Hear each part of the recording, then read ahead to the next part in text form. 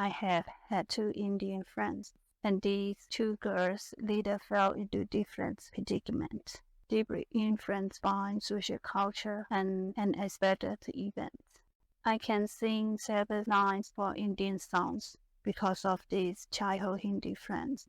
They both had the same name, Nani.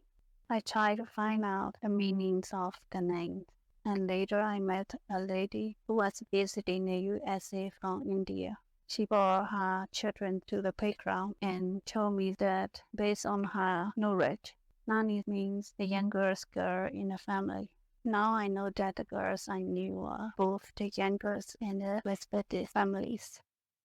I don't have many memories of the older Nani, who was a few years older than me. I remember she had very dark and long hair and rarely talked to other people, not even as mine.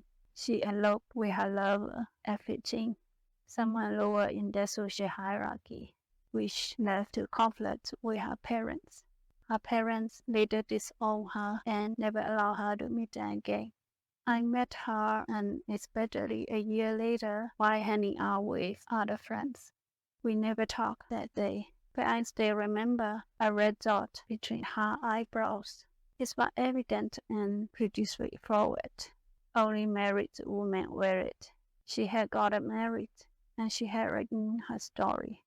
For me, this Nani was full of many unknown things that I probably were not willing to experience. The other Nani and I are about the same age. She liked to dance. Every evening when we gather in friends or our house to play handkerchief games, she always pretends to lose to an Indian song with a dance. Consequently, I learned to sing these songs for her. When it was time for a Hindu ceremony, I went to her home. She stuck a few pieces of rice on my forehead, just as she did on hers. Only at that time did I feel like I was part of her family, although I don't know the meaning of the celebration. I can recall that day when I was looking around her house. My vision stopped on an inside pillar of a little fenced house where she had handwritten in weekly Burmese, "Mouse available." I asked her what that meant. She told me that a mouse could read it, and it would run away from the house or be sold. So I also wrote the same sentence on my bedroom pillar when I got home. One evening, something special drew a large circle of people, raising a lot of dust. I was small and could quickly get into the robe. Two women were grabbing on the ground. Their lunges were wiggling on their legs and shoulders. Both their sides were without underwear and whispered to us. The two women were only concentrating on sizing each other's hair and had no time for tomorrow. My eyes moved to their faces, and then I recognized one woman as Nani's mom. The other woman was also related to her. She was her father's other wife. Her father had two wives, each with a small inside fence house.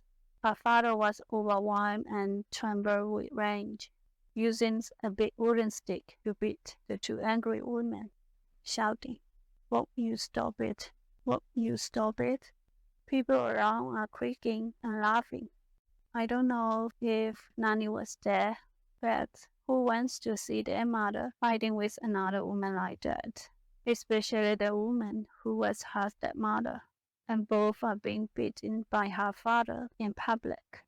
I never saw her after that. She disappeared. She disappeared from my life like a tiny bubble that popped without catching anyone's attention. You might think that these kinds of childhood friendships were not real and are easily to break down. And you may be right in some way. For me, Nani was real, and our friendships, though unstable and easily to break down, was real too. The truth can be heartbreaking for me, as these two Nani may or may not remember who I was in their life at that time. But I value the purity of the friendship.